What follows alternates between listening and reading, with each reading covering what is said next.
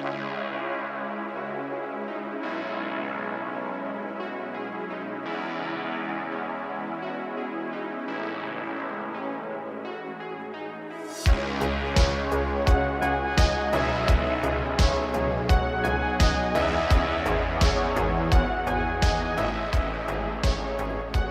to you from 4,200 feet in the hills of Oregon, it is the voice of Chi-Town, the reddest beard in the high desert, your host of the MOA Broadcast, Sam Wilson. Welcome to the show, folks. Glad to have you along today. We've got a great show lined up, all kinds of good information, a couple of bullet points. Let's get to it. We have yet another Florida man story. Florida is the state that just it is the gift that keeps on giving. I don't know what they do down there, but frankly, I'm kind of starting to like it. They kind of get down, man, and they do whatever it is they're going to do. We've got more subway attacks in New York, the city that is turning itself more and more into the movie Escape from New York every day. Cultured meat. Do you even know what that is? Cultured meat. It's facing more opposition. We're going to get into that later. For once, we encounter a properly prepared hiker. Looking forward to that one. We've also got some listener emails today. Some of you have finally started writing in. Don't forget, if you want to get your questions or comments on the show, info@gearconvoy.com.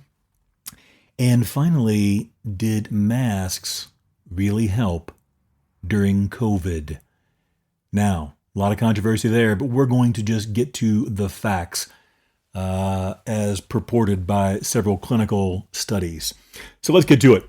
We go first to Tampa, Florida. The headline alone is all you need to know. Florida man accused of setting fire to strip club and throwing urine-filled bottle at cop. I mean, okay, you know what? Let's just get to it. Tampa police said that the gunman fired his weapon multiple times inside the empty Pink Pony Showgirls strip club in Tampa at around 5 a.m. on Wednesday and intentionally set it on fire. Folks, you're in a bad spot if you're showing up with firearms and arson tools to a strip club at 5 a.m. in Tampa, Florida. Let's just get that established right off the bat. The story continues. Cops responded within minutes and apprehended the suspect as he was dragging brush into the burning structure, a Tampa police spokesperson said. Pictures from the scene showed smoke billowing out of the building. Officers say they retrieved a handgun from the suspect they name as Arvin. I can't even pronounce his last name. No disrespect. Allegedly, after he was taken into custody. Tampa police say that when he was in custody, he complained he was thirsty and was given a water bottle by officers. It is alleged he damaged a camera inside the police holding area, urinated in the empty bottle, and threw it at an officer.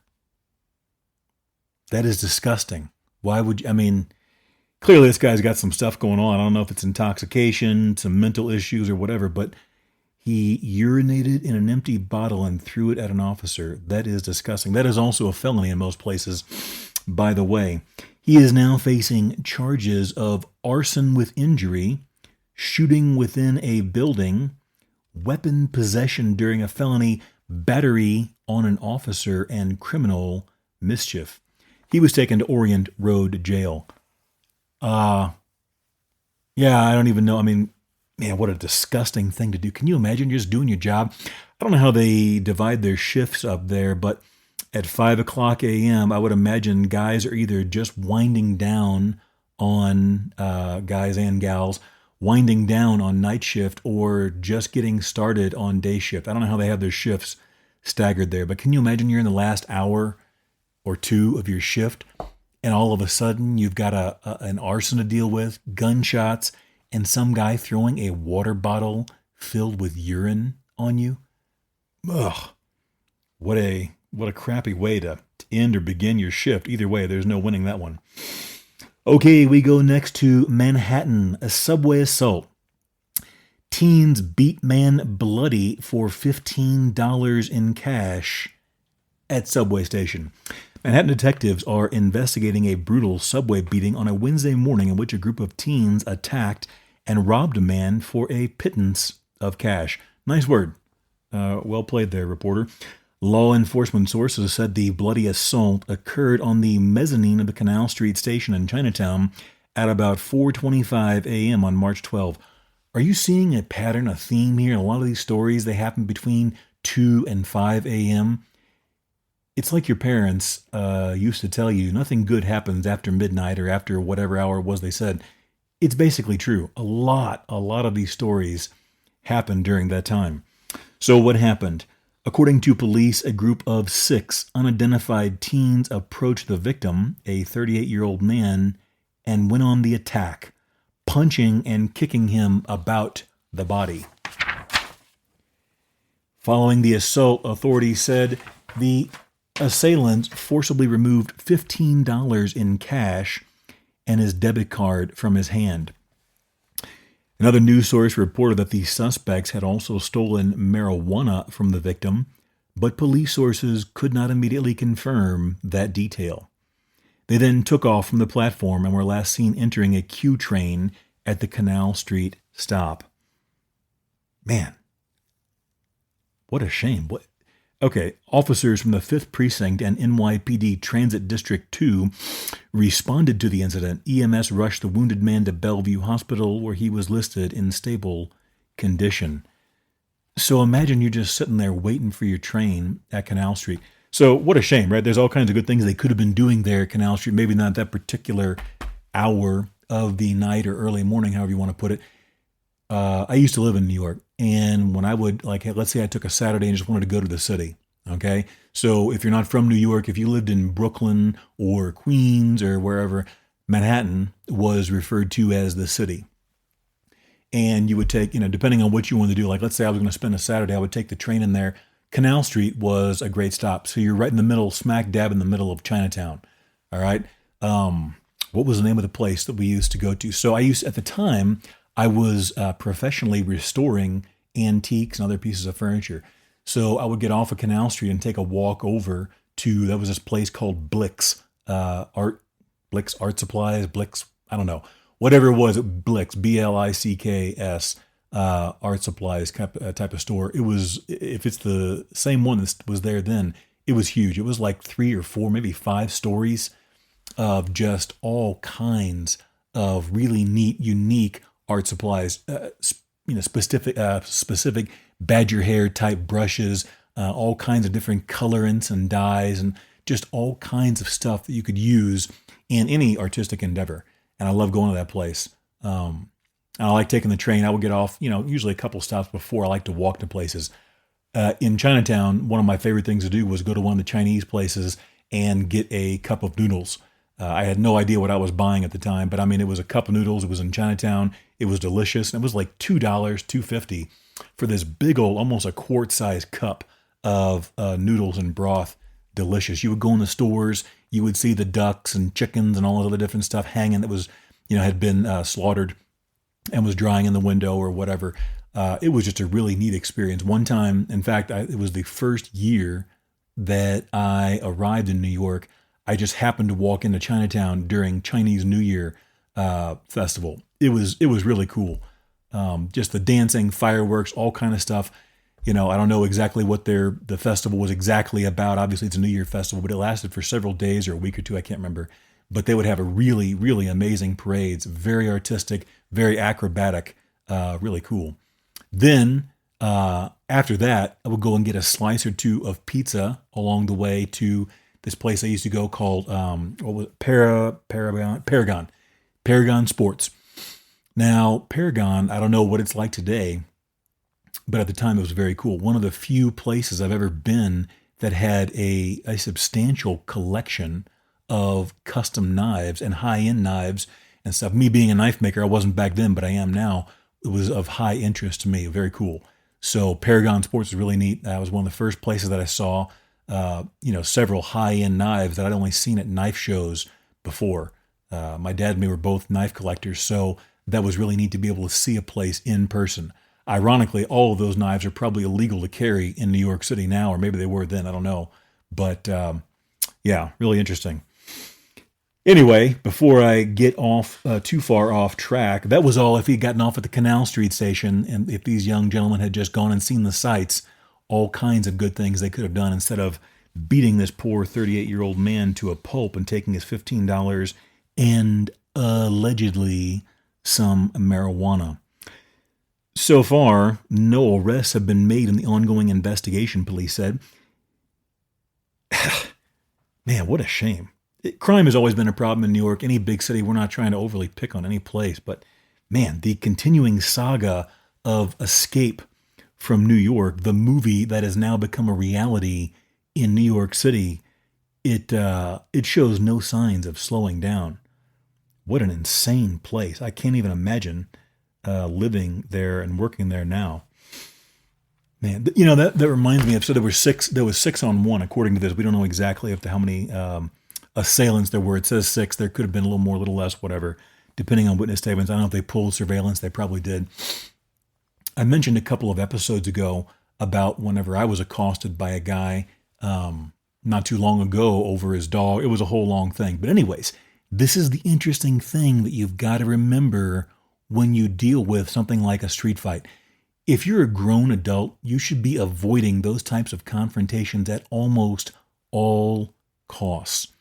And aside from the economic and the legal ramifications, you never know what's going to happen in a street fight. And so, as just a quick refresher, some guy came running after me, screaming and yelling, threatening my life and my safety and so forth, because his dog jumped out of his truck and was attacking my dog, or trying to, at the end of its leash, tied in the bed of the truck. And so I did the first thing that you should, in my opinion, you should almost always do when feasible, is create distance. So I crossed the street and got away from the whole mess.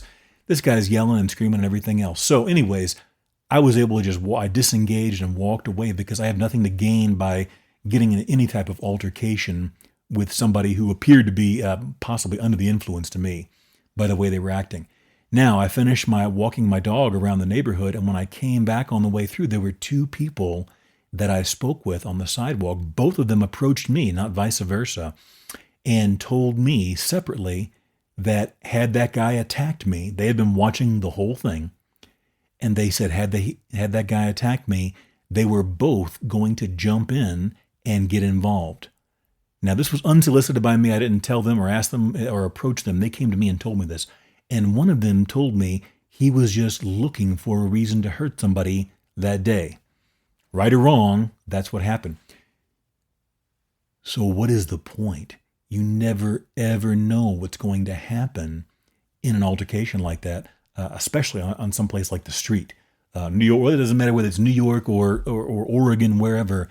You never know who else is watching. Now, I saw a number of people watching this whole thing unfold, but they came to me and told me, both of them, that they were going to get involved. And one of them basically said, I forget his exact words, but he was in a very bad place and he was just looking to hurt somebody. So you avoid these altercations at all costs. It's something that we see in like action movies and stuff, especially if you grew up in the 80s, 90s. The good guy, somebody would kind of get in his face or whatever, and then he winds up beating up this group of bullies or whatever. Guys, that's fantasy. That's a movie. If you're a grown person, you've got something to lose. If you've been paying your bills, you have a place to live, and you have a job and all this, you have something to lose. Not just your health, but legally and other manners, you have things to lose. Why in the world would you want to get involved in street altercations with people that most likely or more than likely have nothing to lose? So get out of there. I just thought it was interesting. I don't know if I shared that or not a couple of weeks ago, that both of those guys approached me and told me that they were going to get involved and attack him, not me. They were going to assist me, was their words. Now, would they? Who knows? But that's what they said. And you never know where somebody else, what they're going through, what's going on in their life and where they're at mentally, or whether they're on some sort of substance that would alter their judgment. You never know. So get out of there. You don't get into no street fights. This ain't a movie. Okay, here we go. Now, next story. Another state bans lab-grown meat. We go to South Dakota. South Dakota has a new law that will prohibit the use of public tax dollars for researching or purchasing cultivated meats. The representative who sponsored and introduced the bill, HB 1118, if that's how they say it there, in South Dakota's House Agriculture and Natural Resources Committee, was signed into law by Governor Larry Roden and goes into effect July 1. Excuse me a moment. Okay. I had to wet my whistle, pardon me. South Dakota is one of a number of growing states where the legislatures have taken efforts to place restrictions on cultivated meat to protect their own animal agriculture interests. Other states to do so include Florida, Alabama, and Nebraska. Now, interesting part. What, you may ask, is cultured meat? Cultivated meat, aka cultured meat or lab-grown meat. I had looked this up. I'd heard of it, but I'd never really researched it because it was nothing at all that I was interested in. The pictures of it look disgusting. I don't know if those are just images that are put up to discourage people or to, give it a bad rap. I don't know. Maybe it looks very similar to actual meat at some point. I have no idea. All I know is the images that I saw, it looked disgusting. So, cultured meat, also known as lab-grown or cell-based meat, is a form of meat that is produced by cultivating animal cells in a controlled environment outside of a living animal, rather than traditional animal agriculture. How it's made. Scientists take a small sample of cells from a living animal, often muscle cells. These cells are then grown in a laboratory setting in a nutrient-rich environment called a bioreactor. I am not making this up.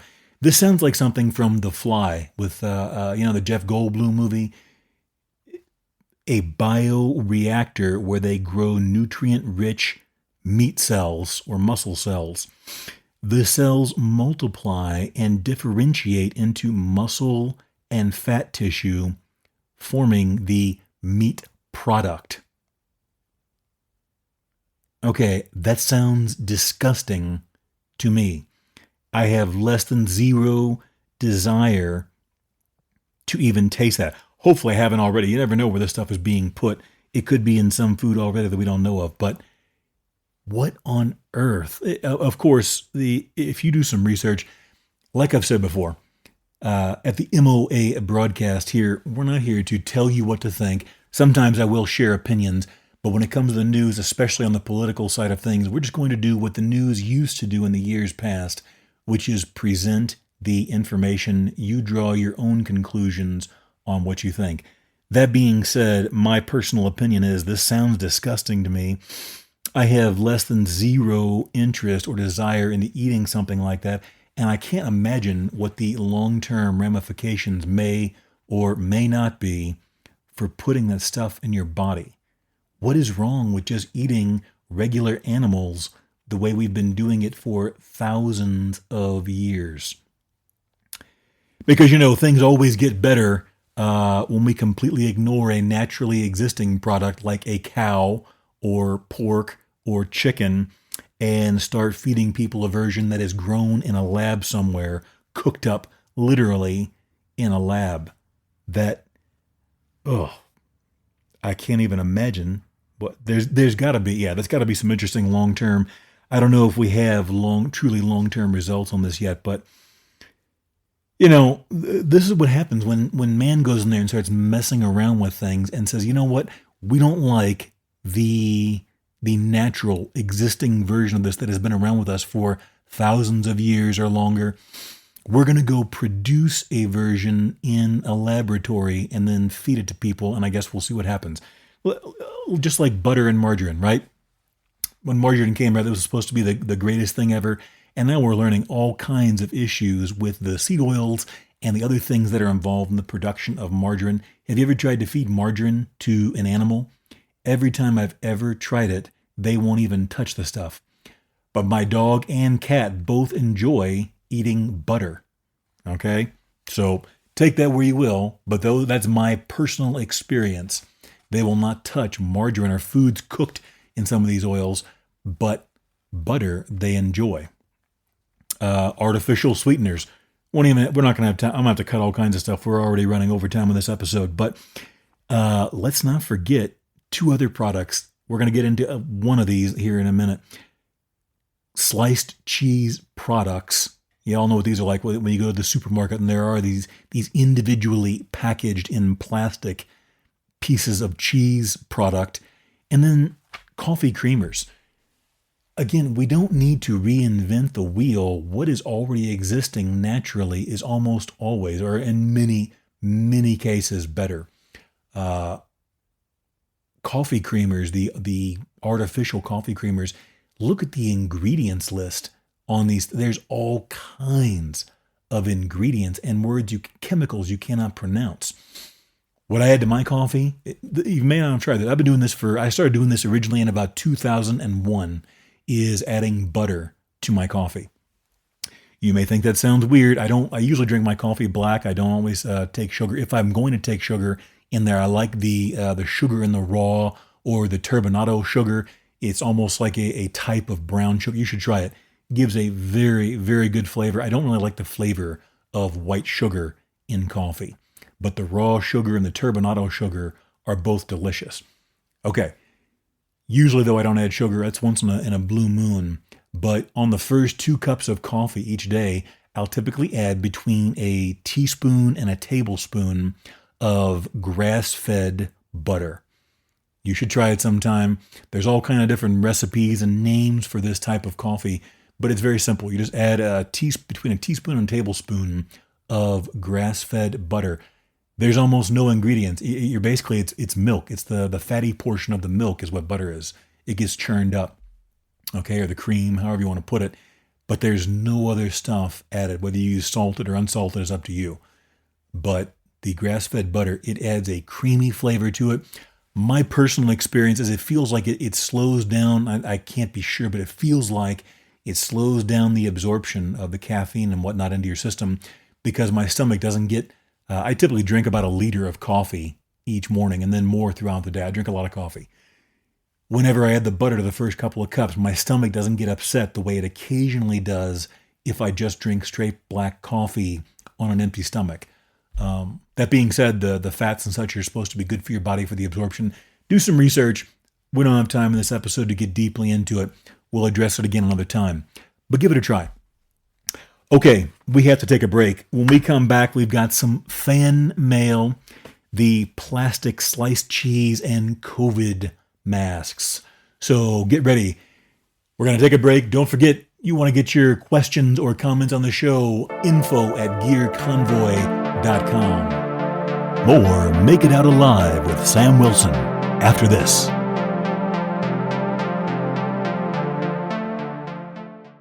Want to get your business noticed? Sponsor a show on KKFO Gold Country Radio on 103.3 FM and create awareness through on-air announcements, our online stream at goldcountryradio.org, and our podcasts that live on forever. Your message reaches a broad local audience while also targeting listeners who choose to tune in to the shows they love. Plus, we promote your sponsorship across our website and social media. For more information, email goldcountryradio@gmail.com. Call 541-238-6989 or visit goldcountryradio.org. Gold Country Radio, your message heard locally and beyond. You're listening to the MOA Broadcast with Sam Wilson. Will you make it out alive? And we are back from the break. We've got all kinds of good information and a limited amount of time to share it. We've got fan mail or jump in to the plastic sliced cheese. Let's do the fan mail. We haven't done that yet. Let's do that. Here we go. Excuse me. We have 2 we're going to cover today. These were both sent in via email at the info@gearconvoy.com email address. So we don't have a physical address and we're not going to name and shame anyone other than first names. for the emails. The first one comes to us from Douglas. All right, Douglas, what have you to say? We share the good and the bad here at the MOA Broadcast. Hello, I found your knives online and don't understand why you make so many knives with hollow handles. This is true. I make primarily hollow handle survival knives. We'll get to that in a minute. They will never be as strong as a full tang knife and will probably fail you when you need it the most. Even light batoning. Excuse me. For those of you that are not into the bushcraft scene in the outdoor survival knife market, batoning is when you take a knife and you stick it into like a piece of wood and you take another piece of wood and you hammer on the spine of the knife to split wood with it. There are arguments ad infinitum on bushcraft and knife forums about the efficacy of this particular technique. We won't get into that today. We're just going to stick with the email. Even light batoning will probably knock that thing apart. Also, what's up with the bleep bleep? These are unfriendly to radio terms, Hawaiian shirts you wear. So for those of you that don't watch the video version of the podcast or the radio broadcast, this show gets broadcast on the radio Saturday morning at 8 a.m. and Sunday evening at 8 p.m. on the local Southern Oregon radio waves. Then it gets uploaded to become a podcast or a video podcast if you go to our Patreon page and become a member there, and you can watch the video version as well. I wear Hawaiian or Aloha shirts, as they're called. It's something I like to do. It to me, it's a personal expression. It puts me in the right mood, so to speak. If you ever go to knife shows or trade shows, you'll see me with a cowboy hat and Hawaiian shirts, and that's just my thing. So we'll get to that in a minute. So to address your questions, Douglas, I make knives with hollow handles because I'm a believer in the concept. There have been some issues with this concept in the past, but this was primarily due to poor design execution. We'll get to that in the next email. But everybody and their brother right now in the knife world makes full tang bushcraft knives. For those of you that don't follow the knife world, a full tang knife simply means where the steel goes through the handle. You can see steel all the way around the handle. It's just two handle slabs that are attached to the knife, but you can see steel all the way around. Everybody makes those. There is an endless variety of what's called full tang knives. I do something different that very, very few people do, and in my opinion, I do it very well. I make hollow-handled survival knives. That may not be your thing. That's okay. You don't have to buy one. You don't have to like the concept. But there is a strong, even if it may be not the largest, it is a strong and healthy following of people that like hollow-handled survival knives. This allows you to put a survival kit or gear, or whether it's medication, money, whatever, fire starting materials in the waterproof handle compartment of a knife. You saw these very, very popular in the 80s, and they started to kind of wane from there because they got, a lot of them were made, at flea market style junk and so forth. Another topic for another day. But that's why I do it. I've got videos on our YouTube channel at Gear Convoy on YouTube. If you look up Sam Wilson or Wilson Custom Knives, where I am viciously beating on these knives with an axe handle, a club. I'm doing chin-ups off of them. The knives aren't going to fail in anything approaching sane use. So, that being said, buy what you want. Folks, that's the beauty of our market. We are so saturated. We have so many options now that it's unbelievable. Buy what makes you happy. That's the point of it all. As far as the Hawaiian shirts, Douglas with a lowercase d, or should we say Douglas with a small d. I don't spend my time in the basement where you probably do, eating Hot Pockets and Tostino's pizza rolls and have so many red sauce stains on your shirts, it just looks like a Hawaiian shirt. These are actual Hawaiian Aloha shirts designed to look that way because I like it. If you don't like it, that's entirely fine, sir. But I've never really encountered another man that began his issue with, another man's appearance or the way he dressed himself. So you do you. I've got good news and bad news. Don't contact me again. I wish you the best. We move on to Jerry. Jerry says, hello, I found your podcast while on your website looking at your knife. This will be gearconvoy.com, I'm assuming. I must admit, after the experiences many of us had in the 80s with the cheap and poorly made hollow-handled survival knives from overseas, I wasn't overly interested in the concept. Yours do seem very well made, though, so I will at least do some more research. One of the things I noticed was that none of the knives on your website are serrated. What are your thoughts on serrations, and why don't any of your knives have them? As this feature seems like it would lend itself well to an emergency. Thank you for your time, and I enjoy the podcast. Sincerely, Jerry.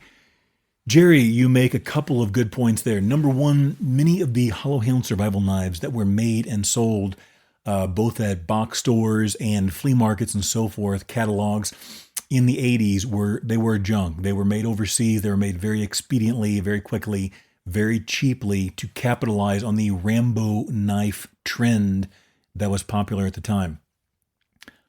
Our knives here at Techline Knives and GearConvoy.com, all of the components, everything is done and made here in the U.S. domestically. That is not a cheap way to do things, but our quality control, in my opinion, is second to none. These are very, very close to custom handmade knives. So I'm not really worried about the quality aspect. Again, if you look at the videos we have on our website and our YouTube channel, we have just vicious abuse testing these knives, and they hold up very, very well. So that's not a concern. The serrations is an excellent question. I agree with you. I think serrations are a great idea. For those of you that don't know, serrations on knives are those little scalloped edges you see typically like kind of on a bread knife. Serrations do a couple of things, and I'm going to run out of time. We have so much ahead of us here. But serrations, they give you little points, almost like a saw. So even when the knife becomes dull, you can continue to saw through things. And by those those raised curved edges, you're effectively lengthening the edge of the knife. Why don't I have knives that have serrations? The answer is very simple. Whether I agree with it or not, most people either have issues sharpening serrations, or they are afraid of them, or don't understand them, or don't want them. The bottom line is the unserrated or non-serrated knives outsell serrated knives with my fan base or customer base on a high level. Many, many more non-serrated knives, so I don't offer the serrations. I do have saw teeth on some of the knives, but that's on the custom side, different stories. So excellent questions, Jerry. Glad you wrote in. Thank you very much, and we appreciate the support. Remember, if you want to write in, info@gearconvoy.com, and if you go to the Gear Convoy website, you can find all kinds of information, including about the MOA broadcast and the video versions and so forth. Now, we are ready to move on to, let's see, where to go. Okay, before the break, we talked about a few things, adding butter to coffee. Folks, do some research. I love doing this. I don't usually do it when I'm in public because people either A, don't understand, or B, they just think it's weird and they stare or make comments. At home, though, I typically start my first at least 2 cups of coffee a day with a teaspoon to a tablespoon of grass-fed butter, not margarine, grass-fed butter in my coffee. You should try it. It's a lot better than the synthetic or artificial coffee creamers and all of the chemicals and sweeteners that they have in them. But we're moving on. The next step is the sliced cheese products, okay? We go to Science Geek. The Science Geek observed, this is some website, I don't know what this guy, if that's his title or that's the name of the article, observed that cheese that comes in plastic wrapping under microscope reveals alarming amount of microplastics. Okay, sorry, I need a sip. The Australia-based creator took cheese slices wrapped in plastic. We all know what these are. In America, when you're at the supermarket, you see these as the individually packaged in plastic cheese-type products that you would use to put, I'm not going to mention name brands, I'm not trying to throw anybody under the bus, but these are the individually packaged cheese slice products. There's a reason they're often referred to as cheese products instead of cheese. Again, do your own research. I don't want to tell you what to think. We just like to share information and you draw your own conclusions. The Australian-based creator took cheese slices wrapped in plastic, as is done by commercial packaging, that was said to have been sitting in his fridge for years. So I guess he's doing an experiment. He pulls some slices out that have been sitting in his fridge for a while, years allegedly, and we go from here. He quickly peeled out the thin layer of plastic wrap from the cheese, or rather, quote-unquote, plastic cheese, their words, and added small chunks of it into a preparation slide for a microscope. He's going to examine the cheese. Okay, I know why they call this plastic cheese, as in I'm pretty sure we have found microplastics in this cheese, he explained. Displaying the shocking observation, he revealed the cheese bits were covered in microplastics throughout. The cheese does not even need to be plastic wrapped because it's full of microplastic, he said. The microscopic view showcased tiny, irregular bits of microplastic spread out on the cheese chunk. Some pieces were elongated and thread-like in shape, while some others appeared like small blobs of plastic. A few even displayed the distinct plastic blue, even at a microscopic level, which further confirms that plastic has managed to penetrate. He speculated whether the cheese even spoiled after being in his fridge for a long time. His words, "This is a heavily processed item, and so it's not surprising to find microplastics in it," he added. Now think about that. The next time you use a pre-sliced cheese product. And what do we know about this cheese product? It doesn't even melt half the time. Have you ever seen somebody make a sandwich or a grilled cheese or put this on a burger? If you do an internet search on this, there are all kinds of videos and images, and I have done this myself in real life. You probably have too. This stuff doesn't even melt the way regular cheese does. Why on earth would you want that in your body? Now, what you do is up to you. Again, we're not here to tell you what to do. If anything, we want to stimulate thinking. Why would you want to do that? Okay, on to our next story. Now, this is the COVID story. Folks, if you remember not that many years ago, masks and COVID-19 and all this was the rage. Every story, every day. We saw videos online.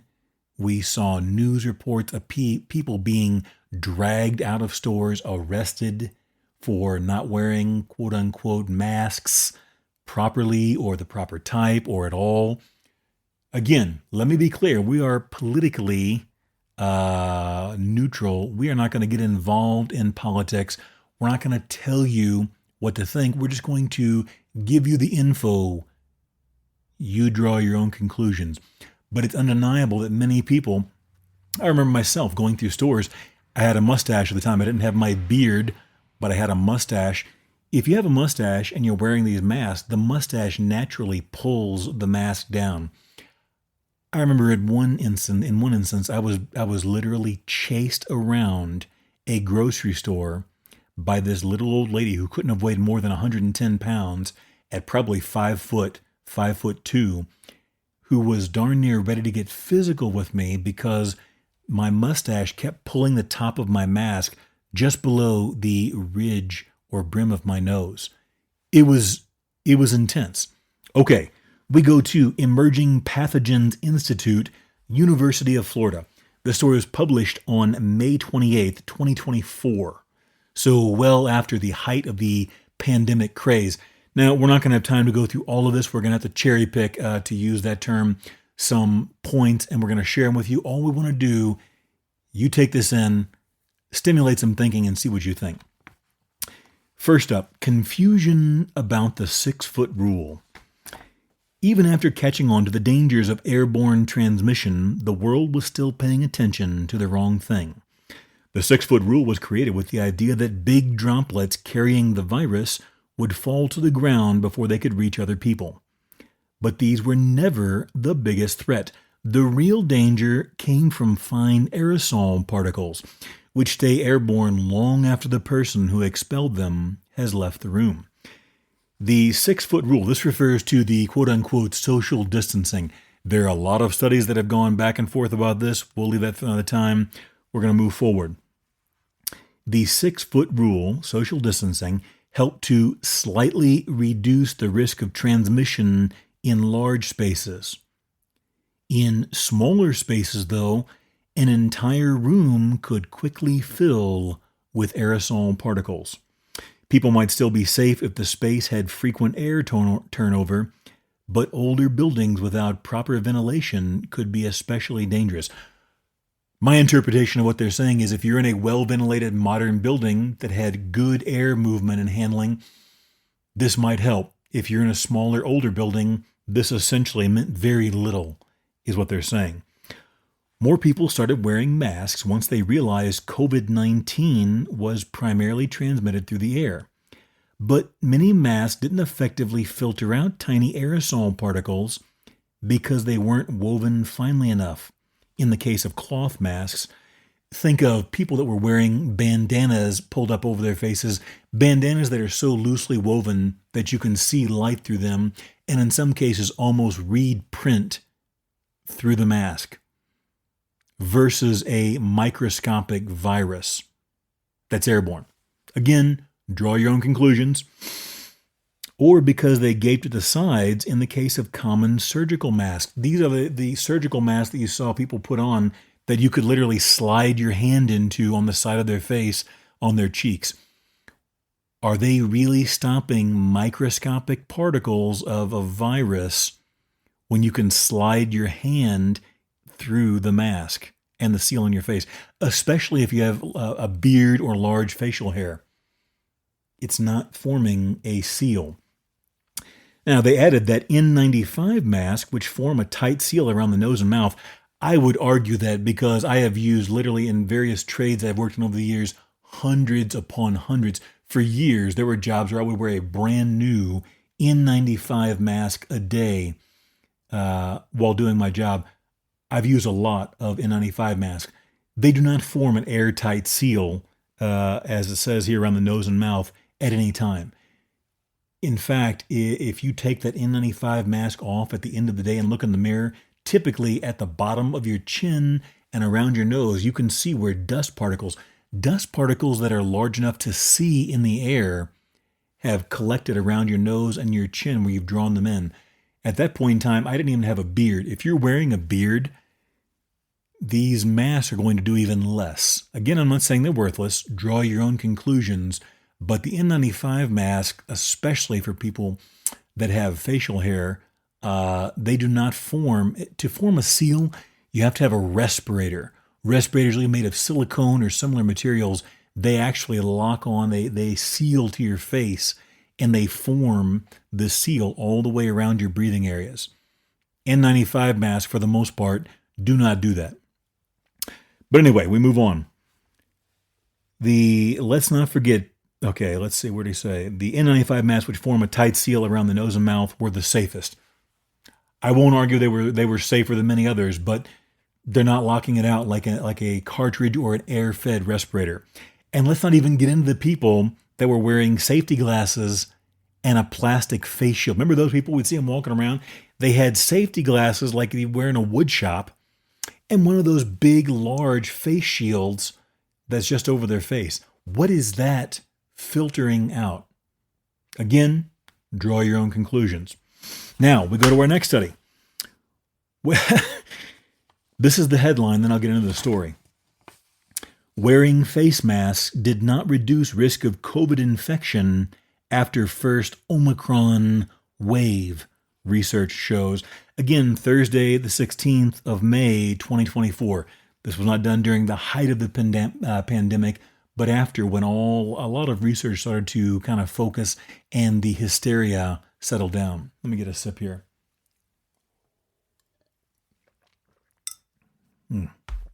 Okay. let's get into this one. We're going to have to trim some of this because we're running out of time rapidly. I appreciate your attention. New research from the University of East Anglia has found that wearing face masks did not lower the risk of COVID infection following the initial surge of the Omicron variant. The analysis of official data found that several risk factors for infection altered significantly as the dominant variant in the UK changed from Delta to Omicron in December 2021. What they're saying is as the different variants changed, basically the effectiveness of certain strategies changed as well. Our research shows that there were changes in some risk factors around the time that the Omicron variant became dominant. The co-author of the study said this isn't totally surprising because laboratory evidence suggests that the Omicron variant was better able to infect the cells lining the upper respiratory tract than previous variants and so was more transmissible. Now, I don't have time. This was a long study. I can't condense it into a broadcast to get all this information. So we've got a couple of bullet points that I found most interesting. Excuse me. Again, we're cherry picking some of these so you can look at the study yourself and draw your own conclusions. The study found that changes to risk factors included in November 2021. Always wearing face masks at work, school, or enclosed spaces was associated with reduced risk of being infected in both adults and children. But after the first Omicron wave, it was not. Okay, so at one point masks are making a big difference, and then all of a sudden they're not. Interesting. Early overseas travel was not associated with increased risk, but later on it was. So I don't know if COVID or Omicron had their visa revoked or what, but apparently later on, overseas travel was associated with increased risk. Interesting. Next point. Being of ethnic minority was strongly associated with increased risk in the first few months of the UK epidemic, but was associated with lower risk and no significant trend change during the study's full monitoring period. So, again, I'm not a scientist and I don't have all of the data. These are just the bullet points they gave us. But according to this, it seems to me, what I draw from this is, in the beginning, COVID was racist against ethnic minorities, and then it became enlightened and was no longer racist against ethnic minorities. Interesting.